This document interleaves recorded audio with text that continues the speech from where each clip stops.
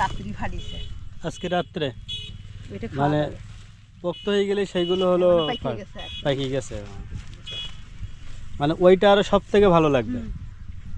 যত দূর চোখ যায় বিশাল বিশাল তরমুজের ক্ষেত, দু চোখ ভরে শুধু তরমুজ দেখতে পাবেন।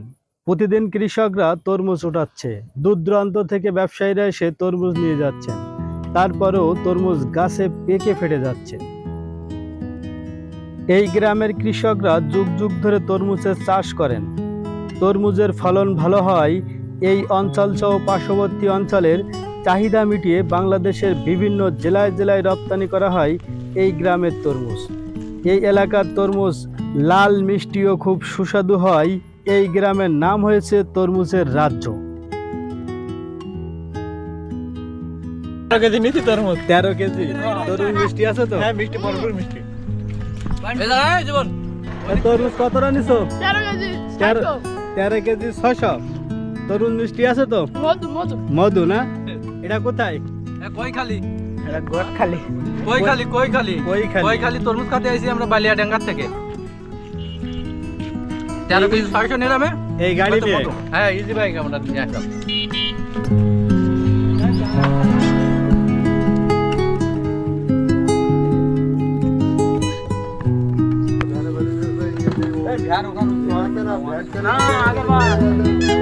এখানে প্রতিদিন অনেক দূর দূরান্ত থেকে অনেকেই আসেন ঘুরতে, তরমুজের বিশাল বিশাল ক্ষেত দেখতে, ছবি ওঠাতে এবং যাওয়ার সময় তরমুজ কিনে নিয়ে যান।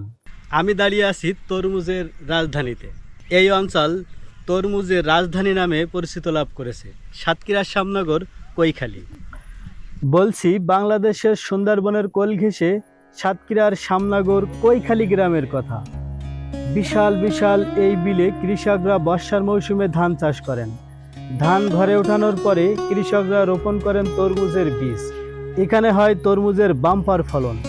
প্রতিদিন কৃষকরা ব্যস্ত থাকেন তরমুজ ওঠানোর কাজে।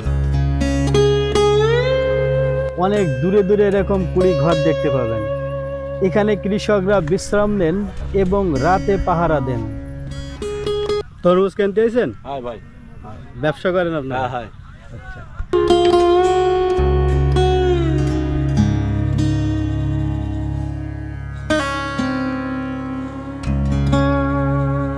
তরমুজের বিশাল বিশাল খেতে এসে তরমুজ খাচ্ছি। আর এই অঞ্চলের তরমুজ কিন্তু অনেক মিষ্টি হয়।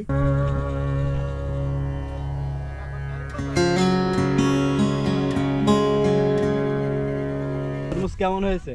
অনেক সুস্বাদু। এই না খাচ্ছি না কি পরিমাণ মিষ্টি।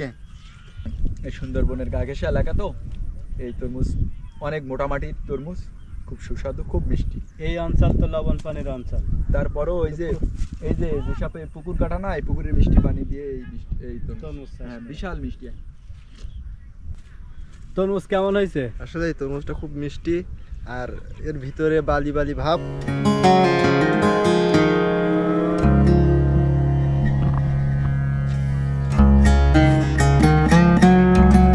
আজকের ভিডিও এই পর্যন্ত। দেখা হবে অন্য কোনো ভিডিওতে দেশের অন্য কোনো জায়গায়। ভালো থাকুন, সুস্থ থাকুন। আল্লাহ হাফেজ।